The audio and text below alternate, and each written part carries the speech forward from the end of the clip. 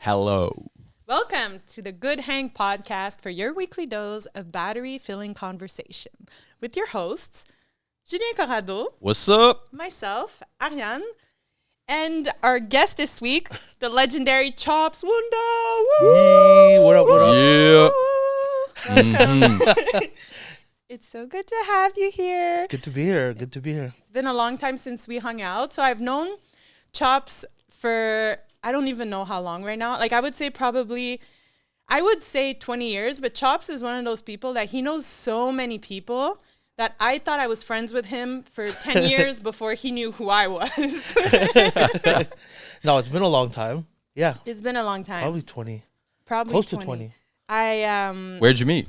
So to give you a little background about Chops, he's been a Montreal nightlife legend. For how long have you been to nightlife now? Since 96, 97 around. 96, 97. So he started the Goon Tribe, right? With With Jericho. Jericho, yeah, for sure. Was that just you two in the beginning? Jericho was the original, and The then he original? brought everyone in one by one. So he The brought me creator, in the and- founder, just like he Yeah. created Overground. Yeah, So exactly. we have that connection as well. And with his background in nightlife, I mean, they hosted some of the most legendary hip hop nights in the city for forever, such as Yeah. Tokyo Bar Sundays, such as Orchid. What were the nights called? I mean, Tokyo Sunday was TBS, so like Yeah. it literally just stood for Tokyo Bar Sunday, but that was every Sunday night for 18 years. 18 years. And, So good. And for a long time. Such good nights. It was Thank such you. a good. Such a It was good- such a yeah. good night. It was iconic, and for a long time, I think it was the only hip hop night in Canada, right? I wouldn't say the only hip hop night, but definitely one of the longest running hip hop nights. And then, yeah, we just made a name for ourselves for consistently doing it throughout the years. Yeah. You know, like every week. Like it was something you absolutely had to stop and check out when you were in the city. So we met at Tokyo Bar. I mean, no, we used to go to Orchid, so I went to Yeah. different events, but I remember really wanted to work at Tokyo. That was like my ultimate thing I wanted to do. And Tokyo back in the day, because hip hop wasn't even that big a thing in nightlife. Like you would have those niche hip hop nights, but it's only later that every club started to play hip hop. Yeah. And I remember I really wanted, like, I loved hip hop. I loved Tokyo Bar Sundays. So I wanted to work at Tokyo on Sundays. And the manager at the time was Trevor.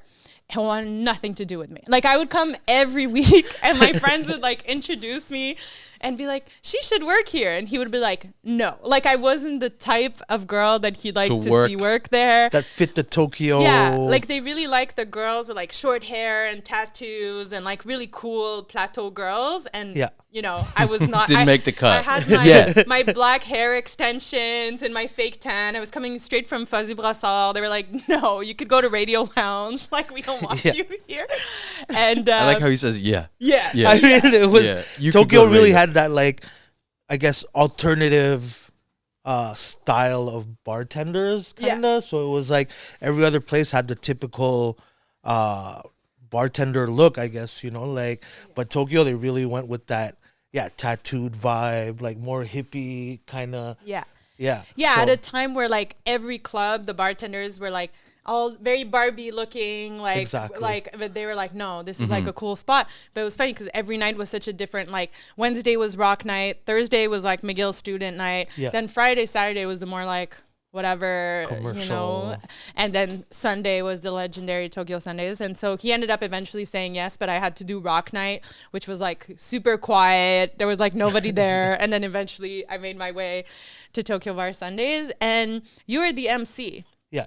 And did you start off with Goon Tribe being an MC? MC was the first thing that got me, I guess, behind the DJ booth. Like, so all the friends like Jericho, Casey, Lyle, Vic, they were all DJs. Yeah. And I wasn't a DJ, but they were like, okay, well, maybe you can pick up the mic, you know, try it out and see how you can fit. Did in you the- hesitate? I mean, I always thought it was pretty cool, but I didn't have any background in it or anything Yeah, like like what's that. an So, example? Because I feel like now you would tell someone like become an MC. It's not a Yeah. super common thing. nowadays, definitely not. But then at that time, what like It went hand in hand with hip hop. So if Mm. there was a DJ, if you were going to a hip hop event, you know, there was a DJ playing the music, and there would Yeah. always be an MC / hype man just to, I guess, Guide create the that- seance. yeah, Yeah, create no, that for sure. vibe, that hip hop vibe. Throw your hands in the air, all that stuff, So So how would you like come up with what to say? Like, would you practice before in the mirror? definitely not. Yo, guys, tonight you better grab your girl. I guess I was always like kind of like the funny guy in the crew, so it was like the outspoken one or whatever. So I guess it made sense for me to like talk shit on the mic or whatever, and it would just be watching other guys do it, So there was other MCs in the clubs, and there was like the Funk Master Flex and Yeah. Fat Man Scoop and stuff like that Mhm. that Yeah. would do the stuff. So kind of emulate what they're doing, take a little bit of the guys that what they did that I liked. Did you have a favorite MC growing up, or did you ever picture yourself and you were like, I'm gonna mirror this MC? Well, I got a lot from J Soul was one of the MCs that was very popular like during my time and like before my time. So he was one of the guys that I really looked up to. And then just seeing other guys do it from other clubs and other events, And did you come up with what to say, like off the cuff, or it was all like, Were you like, this is a good moment to say this? yeah, I mean, it was just throwing in whatever felt right, and then it's testing, like, all right, maybe I'll say something or whatever, and if it works, it works, and then I keep It's that like in the crowd bank. work a little, because I remember Yeah, you'd for say sure. something like specific Yeah, to like if you'd see couples or I don't know. Do you have an example of something? I don't mean, know like if I you used to explore- joke, Yeah. like there would be one that I used to say, like if you're ugly, don't sing.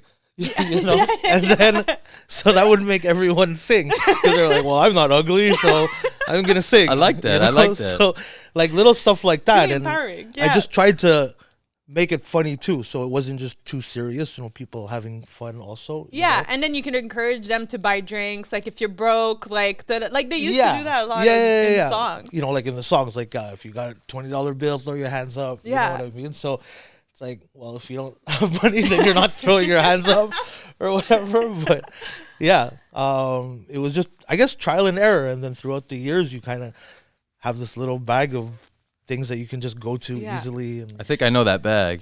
But it added so much to then like because I remember like when I first started going out, I was like 16 probably, and I went to Le Saint in Valleyfield. Yeah.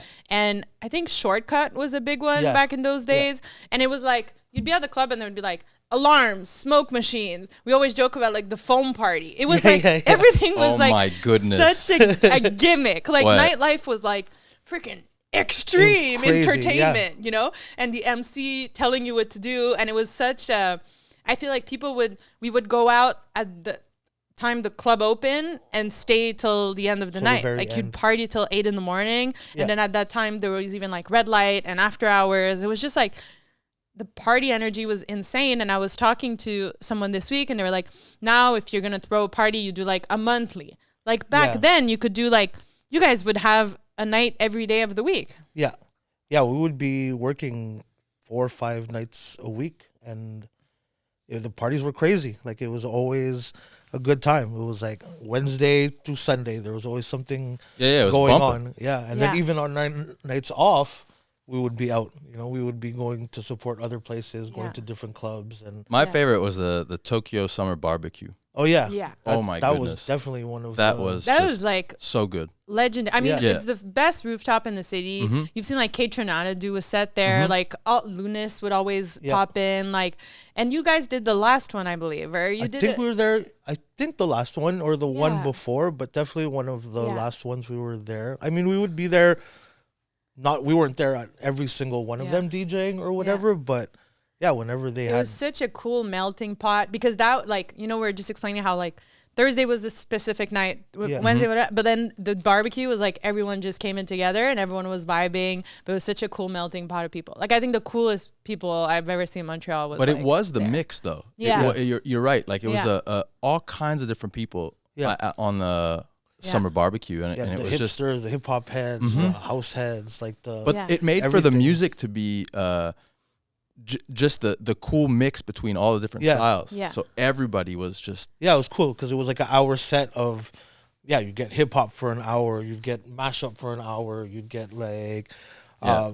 Kate Trinata for an hour, But like, also it super would bring cool. out really creative, artistic people who like to dance. And that's one thing, like, I think it was with you that we talked about, but like how bottle culture killed nightlife. Yeah. Because it used to be like attract really eclectic people, like artists and dancers. Right. And I mean, you can explain it better than I can. Yeah, I think like back in the day, everything was kind of related to I guess what was cool and tastemakers and whatnot. Yeah. So it's like when you had your guest list, or when the person at the door would be filtering the crowd, it would be like, okay, well, that guy dresses nice. This girl, she's cool. You know, she works at this store or whatever. So they would curate like a really good clientele of people that really appreciated music and whatnot.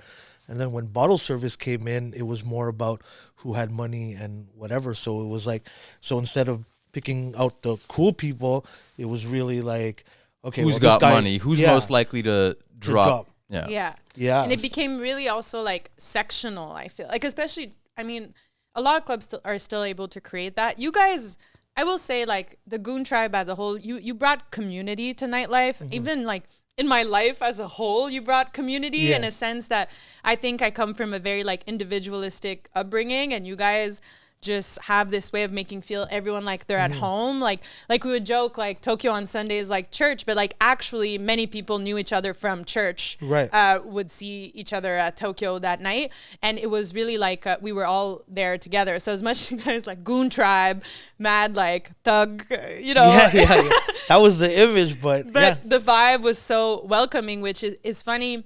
Because we talked about this with Eva on a different episode, where with comedy for a long time, it was so like uninviting and like go to a comedy show if you can handle it, you know? Right. And with nightlife, of course, the bouncer is a whole other story. But in terms of, it was really welcoming and warm, and like we're all going to have a good time, and here's a drink and here's a drink. Like I remember people would get bottles all around the world, around the bar, and then would all like share. And it was really like a togetherness aspect. Yeah. I think the round bar at Tokyo was really what, yeah. well, I wouldn't say what made Tokyo, but it definitely helped as far centralize where people are meeting. It's like the kitchen in a house party. Right. Yeah. Everyone like the always island hangs bar, out. like Exactly. the island kitchen table. Kitchen is where it's at. Yeah. In any party. That's where you get the alcohol. That's where you get the food. That's where you lean. It did have that hang, but also it's like James was the star of the bar, and he knew everybody. Like we had a big job to be entertainers, and it's funny because sometimes you'd hear later years of bartenders say, "Oh, I'm not making any money." I'm like, "Yo, you're a salesperson. Like you make the money." Like I would have the room all by myself, and no one would be there, and we would make it a party, and it would hype up, and then we'd have a good night. But it was a lot of it was like. It's so funny because I always joke that it's like my era of bartending. Like I understand why no one wants to be called a bartender. They want to be called a mixologist because we could not make drinks. Like we could dirty wine, but we could not make drinks. Like, it was a mess. Like we made I lit the whole round bar on fire a couple times trying to make a Cobra. I mean, it was so simple too. Like our drinks, it's not like we were trying to make the craziest drinks. It was literally like rum and cokes and cognacs and vodka sodas, and like that was it. It was more like the speed because you had to serve everybody, you had to make everybody feel okay. But then the MC was there, the energy. They had like 10 DJs like back to back, so that was a really big thing. But yeah, I think it was an incredible era. Like I can't compare it to anything, and it was I networking wise, it was the best experience like I ever could have had to meet people and like-minded people and creatives, because once you were in, we were all equal. And to your point of like that tastemaker energy, it was really eclectic people that would be in there, but then everyone would remember each other from that era. Megan, who was on the podcast, we met at Tokyo. Oh yeah, she was a regular for sure. She was a regular. One topic I kind of want to get into, you know, where you were talking about Fat Man Scoop before. What I thought was really cool when I first started going out clubbing was that I would hear songs that didn't play on the radio. Like you didn't hear Drake at Super C like when I was growing up, you know, like c'était Jeanette Renault and like that's it. And I'm so curious to know like the difference of like even before, like with the vinyls, with the disc, like of really putting people on to new music. Like how was that different from the way it is now? I think before not everyone had access to music, so it was up to the DJ to introduce new songs, and especially in Montreal where we didn't really have a hip hop radio station. It was very commercial and whatnot. So, yeah, it was really up to us to introduce these songs to people, and what we thought was popular, what other DJs thought would be good music. It was up to us to do that. But nowadays, with Spotify, with Apple Music, all that stuff, everyone has access to the music. So to introduce music, we're not necessarily the ones, I guess, the only ones that have access to it. Everyone has access to it. So as soon as a song drops, like, I don't know, like a new Drake song or a new whatever song, everyone has access to it at the same time, as opposed to back in the day, we would get it a few weeks earlier than everyone else. I mean, having the music come out to everyone at the same time, I feel like it kind of kills the hype of having something new and being turned on by a DJ to something new and being like, yo, what is that? Right. What is that sound? I've never heard that. It's very rare nowadays to, I don't remember the last time I've had that feeling of, okay, this is a new song. Yeah. Mm-hmm. And introducing it on the mic. Like before, it would be like, we would stop the music and I would say something like, okay, this is the brand new so-and-so song. Yeah, like your MC on the radio. Yeah, you guys are going to love this. This is going to be new. Yeah. This is going to be the song of the summer. And, people play it and people are like, oh my God, what is that? And then we stop it and then we play it again. And it's like, okay, get used to this, because this is going to be the song. We play it like 3-4 times in a row, But nowadays, honestly, I can't think of the last time I had that feeling. I've definitely done it where I've said, okay, this is a new song, but then the reaction is not the same as it was before. In what sense? People just don't react the same way. I don't know. There's probably also a lot more music all the time coming out, so maybe that's part of it. But it drives me crazy, like when I see the people at the club on their phone asking for a song. It's like, bro, go listen to it in your AirPods in the toilet. Why you bought you came to the club, let the DJ do his thing, and people didn't do that back then. You had the vinyls, you couldn't ask the DJ what you wanted. It's we would get requests. Requests is always part of it, but now it's definitely amplified. It's definitely way more than it was back in the day. People, I guess it's just everything, you have access to everything right away. You want an Uber, you get it right away. You want food, you get it right away. But that entitlement, it mixed with the bottle service killing nightlife and catering to whoever's got money, and now catering to whoever is asking for the music. It's like you said, go put your AirPods in the bathroom and have your own party. I get the dirtiest looks when I'm like, nah. Sorry, and then I try to be as nice as possible, It's you have to now, because now they'll film you be an asshole. I used to be such a bitch, behind the bar. Imagine if everything was filmed. But I used to say crazy shit, I on the mic, when people would ask. I remember there was one night someone asked for Guns N' Roses, right? Yeah. And we're at Orchid, and Orchid is hardcore hip hop, dance hall, gangsters. It's really not the place for Guns N' Roses, Not to say that Guns N' Roses isn't no, good. I love Guns N' Roses. I listen to Guns N' Roses. What do you mix it with? But I was like, no, sorry, we don't play Guns N' Roses. And then we don't cater to your kind here. No, it's just literally not that type of song. Yeah. And then she's like, whatever. And then she comes back, maybe 5 minutes later, and then she's like, can you play Guns N' Roses? And I was like, I already said no. I'm Same sorry. Person? Same person. She comes back again, maybe 5-10 minutes later again, and she's like, Guns N' Roses. And I was like, okay, honestly, no. And she's like, and you're gonna have to leave. And she's like, oh, you're racist or something like that. I'm like, what? So then I DJ Pace was DJing, and I'm like, stop the music. I was like, stop the music. And I'm on the mic, and I'm like, I was like, everybody, this chick wants Guns N' Roses. And then everyone's like, what? So I'm like, who wants to hear Guns N' Roses? And everyone's like, no. I was like, if you don't want Guns N' Roses, then boo this chick. The whole club is booing, boo. So I was like, see, no one wants Guns N' Roses, man. Leave us alone. So, but it's like, you know, you try to be nice, and it's like they keep asking and they keep asking, and yeah. So, but I don't know if I would do that now. You know what I mean? Like be filmed and do that. But like before, I was definitely. I mean, it would go like, viral. Yeah, I mean, I don't think I would get hated on for that. No, for that.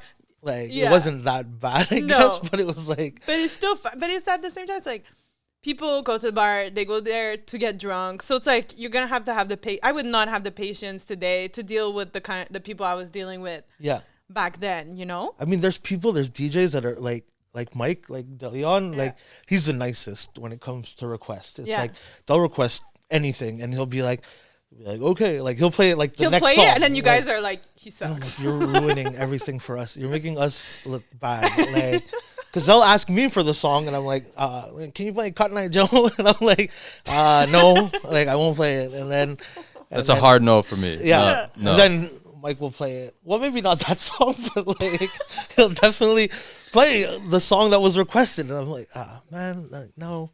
Now I look like a jerk. You know? So are you still emceeing now? I MC when I DJ. So like now I'm DJing is my main thing, but I definitely talk on the mic when I DJ.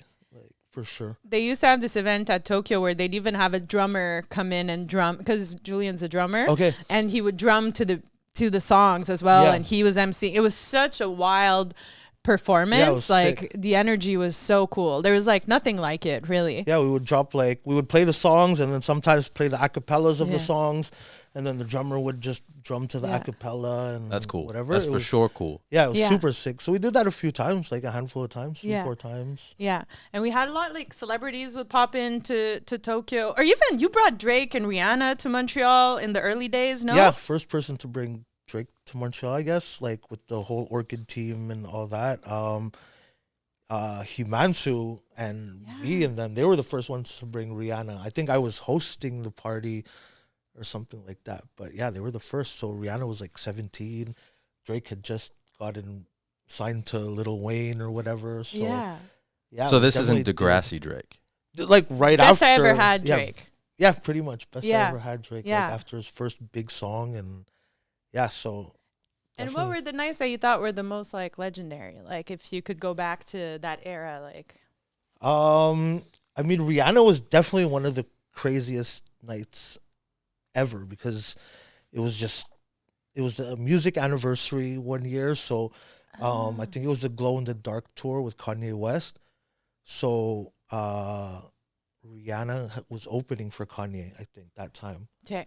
So they decided to book Rihanna, and she was like fresh off Umbrella maybe or something like that, or I can't remember what it was. But she just won the Grammy, and so she was already like huge, and like to have her at Orchid that night was insane. Like it was like really crazy. Yeah.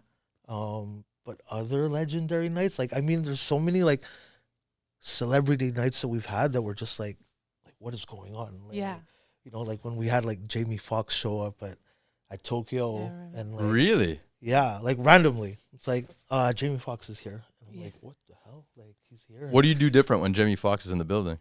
I mean, we try to just do what we do. You know, if anything, it's like shout them out or just take care of them or whatever. But we try to do what we do. You know, like he's there for a reason, because he thought it was cool, and it's like you're not gonna cater to him. You're just gonna be like, yo, here's what we do.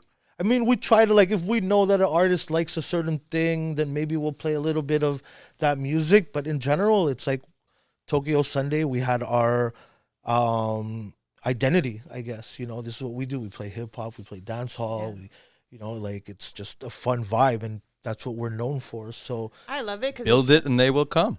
Pretty much. Sure. Yeah. I think it's also something that people don't expect really from Montreal. Like it's like people would just know Montreal on the surface. They think, oh, it's like French, and they don't know anything, and they're like, bonjour, na, na, na. And then they come and they're like, oh no, there's some dope legendary parties happening here. And now you see like, you know, Apartment 200s in LA crushing it, you know, and Kate Trinata and everything. And you're like, so many dope artists come from Montreal. I think the DJs here are so talented because they could play for any crowd.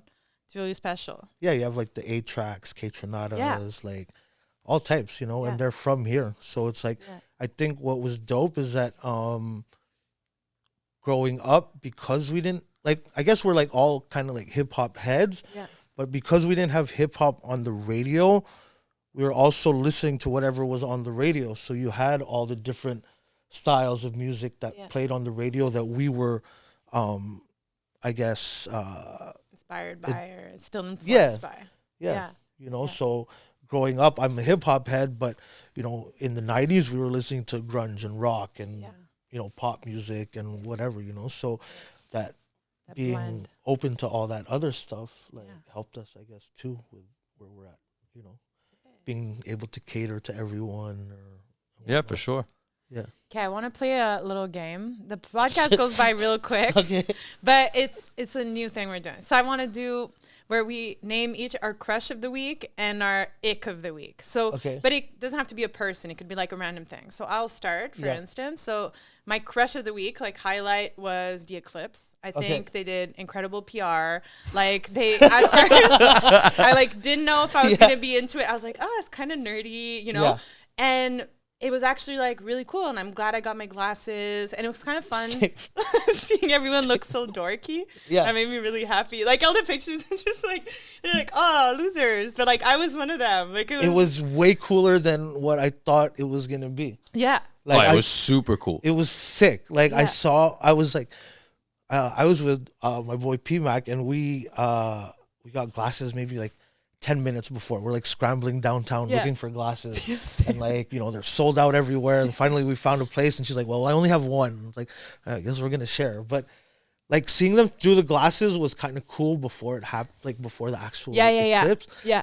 And then when eclipse happened, it was like, holy shit. Like, this is crazy. Well, how like, insignificant we are and how powerful the sun is, because it's sick. Like when it happened, and then you're like, I found it a bit eerie and unsettling, because it's like, it was spooky. Can you come back now? Like, like how long is this for? Like, as soon as it got dark, it was is this like, our life now? Mm-hmm. But okay, so that was my crush of the week, and then my ick of the week, I realized on my way here, is when people FaceTime on public transit. Because I feel like I'm an unpaid background actor, you know, and like I love listening to people's conversations, but now like they're seeing me do it. So I wish people would stop doing that. That's Julian, do you want to go next? Yeah. My crush of the week is I photobombed this person taking a picture. I love that. And they were not happy. They turned around and scolded me like with their eyes, and I was just like, Wait, is that your ick of the week, or that's your that's positive? That's my positive. So you're your own crush, because you're like, I photobomb and it was awesome. Absolutely. And you suck. Yeah. My ick of the week is someone not giving it to me straight. Okay. Like we're talking, and I feel like you're trying to say something, but you're being a bit. You're just not avoidant. Straight to the point. Yeah, avoidant. That's a big ick for me. Just give it to me straight. Got it. What about you? Crush. Yeah. Is maybe I've been watching the show Shogun. I don't know if you guys have seen it. My dad loves it. It's but the everyone's best been telling me show about ever. Really? Yeah. It's like this Japanese, like, I don't even know what era it is. I guess like samurai era. Okay. But samurai I love it. And like I love the fact that it's not like on Netflix, and it's not like the whole season in one shot. And it's like one episode a week. One episode. I fucking love that now. And I'm like a binger. Like I binge. I could watch a whole season in like one day. But now you don't like you wait. You don't wait on purpose to watch it all. You watch it one a week. Now I'm watching it. It's so once much better. A week, and it's pretty new to me, I guess. But I like it. Patience. The excitement of waiting and being like, oh shit, I got a show to watch. Like, but then it's fun because then you talk about it with your friends, and you're all like at the same spot and stuff. And you look.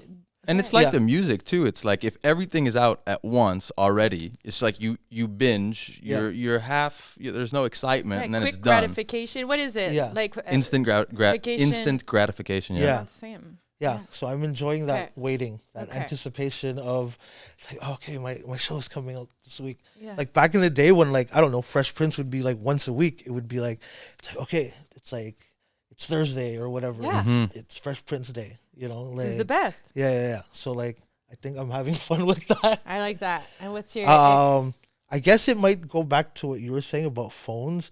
It's like when I take public transportation or if I'm in the metro or whatever, every single person is on their phone. Yeah. And I hate it. Like, I hate it. I hate everyone is literally just on their shit. Like, it's such all the time. So I consciously try to be present, keep my phone in my pocket. Good for you. Good for you. Because I think that's how, it's like we feel so alone and stuff. And I have a friend, Nathaniel, and one time we were talking and I was going to show him something on my phone and he's like, yo, don't cock block this convo by putting a screen between us, you know? And I was like, whoa. But ever since it, like, I hate when people do that. And it's so true. I look at what everyone's doing on the subway and it's like anything to avoid. So it's like literally like, I don't know, there's like 10 people next to me and 10 out of 10 people are on their phone. That's why I don't take the subway anymore. No, that's why. Yeah, you're like just stare at me instead. Do you have awkward? Do you have staring contests on public transportation? If people stare at me, maybe I've definitely had situations where people have stared at me and then I'll look at them back. You know what I mean? Like, just what do you? Yeah, you know what I mean. But I will never instigate the stare. Yeah, you know, like, that's good. That's good. Yeah. Okay, finally, we're gonna finish on this note. What are you calling in this year? What would you like to attract in your life? And you're the only one who answers this one, because just good relationships with people, I guess. You know, like I've always been told. Well, I was told by a friend, you know, fuck with people that fuck with you, and I guess just kind of feed into that, like, completely. Yeah. You know what I mean? Where it's like, encourage people that encourage you and vice versa and all that stuff. And just, try to be positive and, I love that. Yep. Yeah. Thank you so much for coming to the Yeah, pod. thanks, guys. Nice to Appreciate meet you. Yeah, for sure. That's it for the good hang.